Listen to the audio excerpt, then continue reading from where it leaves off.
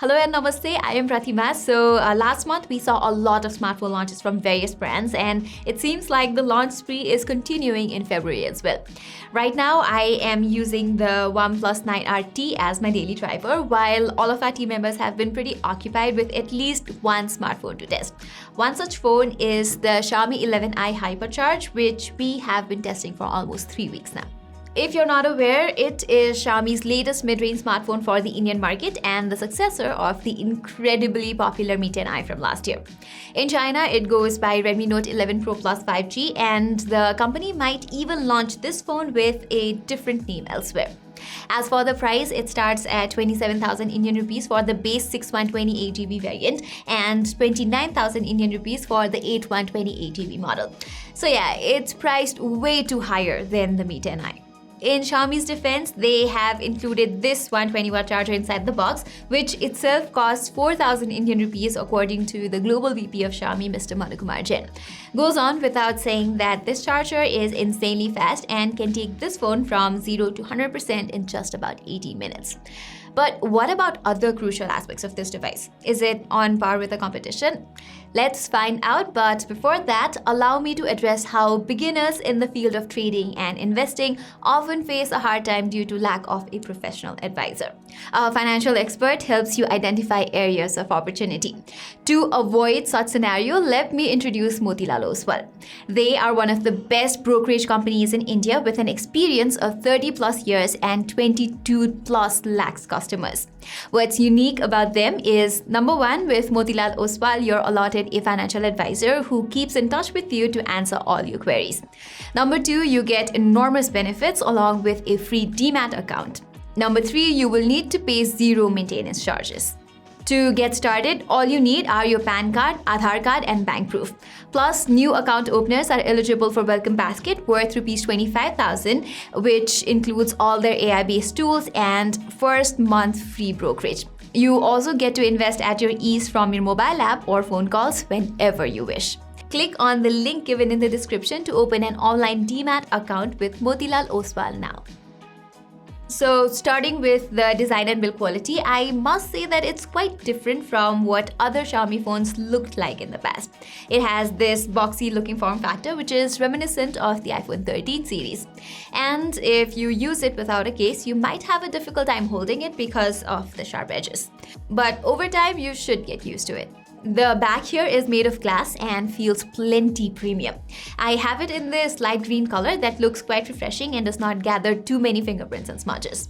There are also no complaints from my side in terms of weight distribution, since it has that solid heft I've come to expect from a smartphone. Still in all, I would have loved it even more if Xiaomi had given metal frames here.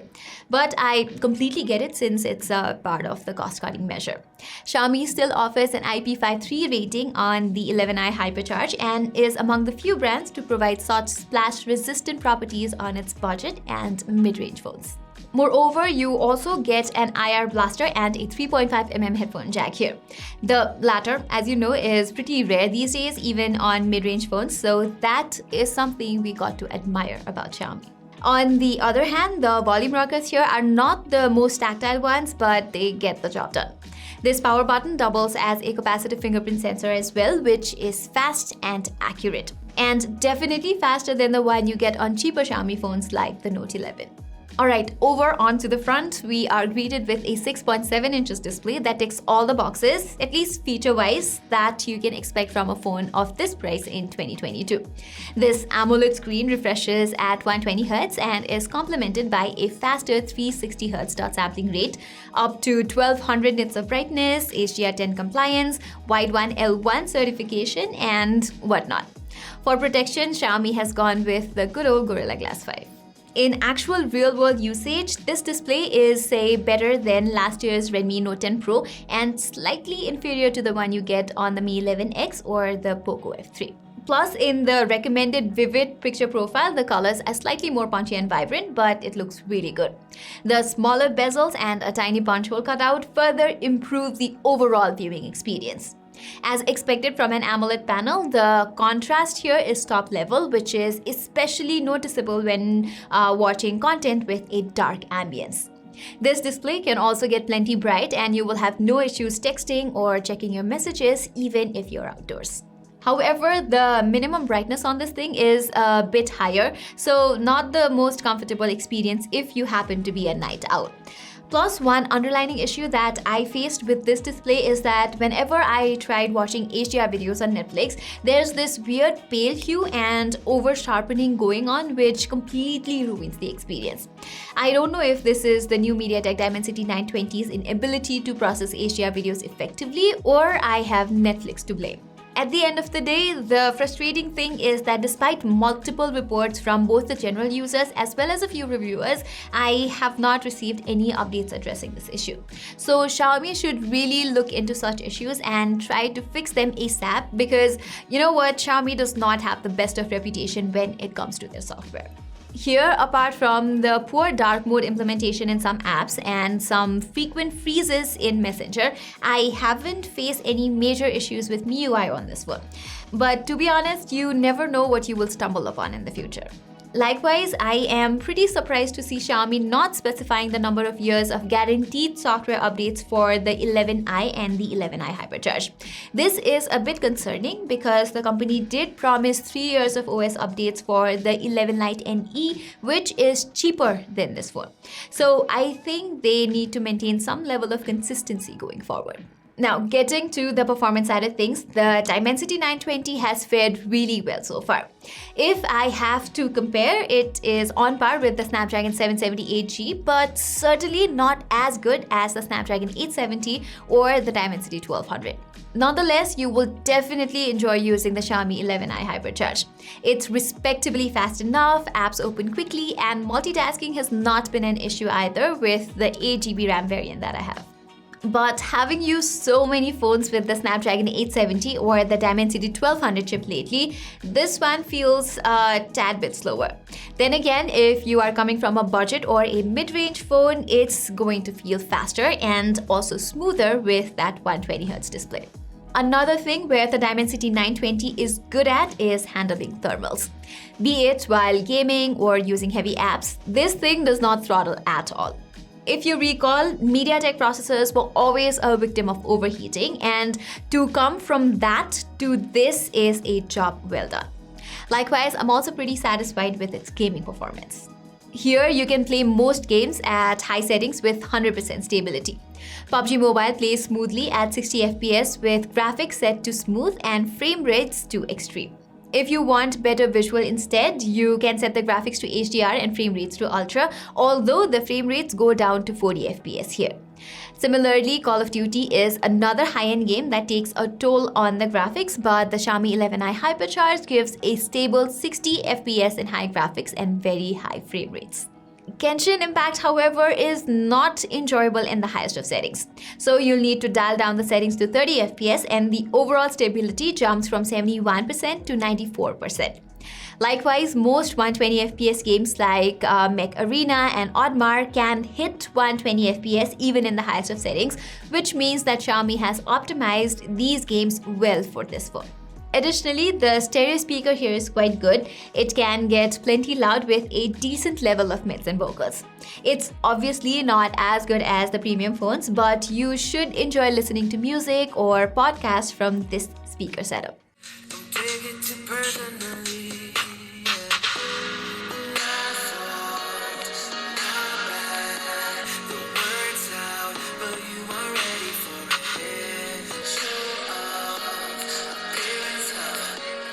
Unfortunately, Xiaomi has not included an impressive vibration motor here. It's certainly good enough for most users, but this is one area where I would have loved to see companies take things to the next level by including flagship tier motors. That's because from my experience, a high quality vibration motor makes a big difference if you're typing or if you receive a phone call while riding a bike.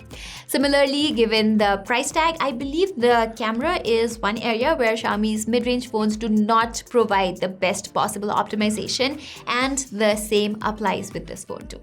Here you get a quad camera setup at the back with a 108 megapixel primary lens, and 8 megapixel ultra wide, and two useless 2 megapixel depth and macro sensors. Starting off with the 108 megapixel main camera, I found the daylight images to be pretty average given the price. At times it can click some good pictures with boosted colors and the right amount of details, while at other times it over sharpens the images and the HDR does not work very well either. Plus, because of the big sensor size, it could not focus on close-up shots that easily. Moreover, as expected from a mid-range phone, it does not have the fastest shutter speeds and an excellent image processor to capture well-detailed shots of moving objects like your pets too. What's even more lackluster from this primary camera is that it over-sharpens human subjects, especially under the portrait mode. And it just does not look good. Xiaomi's product team should have addressed this via an update ASAP, but here we are. As for the secondary 8 megapixel ultra wide angle lens, it's alright and nothing extraordinary. But that's me lowering my expectations given the average primary lens. During low lights, the 108 megapixel camera does a decent job to minimize noise levels, and you can get even better shots with night mode turned on, although there's a noticeable boost in contrast under this. On the front, its 20 megapixel camera performs better than the back cameras. The selfies look good and it does not over sharpen the images like with the portrait shots. Videography wise, it's not the best phone if you take a lot of videos. It maxes out at 4K 30 FPS where the output is wobbly and even jerky if there's an insufficient amount of light. It seems they have turned off EIS here for some reason. Even the 1080p 60 FPS videos lack stabilization, so if you want to capture stable videos from this phone, you will be restricted to 1080p 30 FPS mode, both from the primary and ultra wide angle cameras. Hey guys, so right now I'm shooting a selfie video from the Xiaomi 11i Hypercharge at 1080p 30 fps resolution, and apparently you can only shoot up to 1080p 60 fps from this device and nothing more. In terms of stabilization, well, at this resolution the videos come out stable. However, if you switch to 60 fps, the videos come out a bit wobbly. In terms of quality, well, I think it's strictly average. And the field of view is also quite narrow. I have to stretch my hands like this to get a fuller view of myself. Overall, if you want a good camera experience, you should definitely skip the Xiaomi 11i Hypercharge. At a similar price, you can get Samsung's Galaxy A52s, Galaxy M52 or the iQOO 7, all of which offer way superior cameras. Finally, let's now talk about Xiaomi 11i's best thing that I've saved for last, which is the battery and charging, especially charging. Here, its battery life is nothing to write home about. If you are a heavy user, it will provide you with around 5 hours of screen on time, which translates to a day's worth of usage and nothing more. But the charging tech that's embedded here is just extraordinary. As I mentioned in the beginning of this video, the 120 watt proprietary power brick that comes inside the box charges this 4500 mAh battery from 0 to 100% in about 17 to 18 minutes in boost mode, which puts it among the fastest charging phones in India, alongside Xiaomi's own 11T Pro. Here, the boost mode is a bit susceptible to heat, so I turned it off. With this, it takes like 22 minutes for a full charge. Xiaomi also claims that they have taken industry-leading quality measures with the charger by acquiring TUV Rainland Safe Fast Test certification and over 30 protection features. On top of this, the company says that Xiaomi 11i Hypercharge's battery retains up to 80% capacity even after 800 charge or discharge cycles, whereas other smartphones retain only up to 60% of battery capacity after just like 500 cycles. So yes, this is pretty high-tech stuff for a mid-range phone, which brings me to my verdict about this phone. Should you buy the Xiaomi 11i Hypercharge? Sadly, the answer for me is a no, and I have some valid arguments to back it up. While I do appreciate Xiaomi bringing such an amazing charging technology to the masses, in doing so, the price of the product has gone too high. If it had a 67 watt or even a 33 watt charger, the overall experience would have remained the same. But that's not the only reason why I would not recommend this phone. What other companies are offering at a similar price range is equally important. You can get the Galaxy A52s instead, that offers a much better camera setup, IP67 rating, alongside a very similar performance. On the other hand, you can also pick the good old iQOO 7 for some 30,000 rupees from Amazon India, which comes with a more capable Snapdragon 870 chipset on top of a good display and camera setup. So guys, that was all for our really extensive review of the Xiaomi 11i Hypercharge. Do let us know in the comments below what are your thoughts on this phone. Till then, I'm Pratima Adhikari and I will see you in my next video.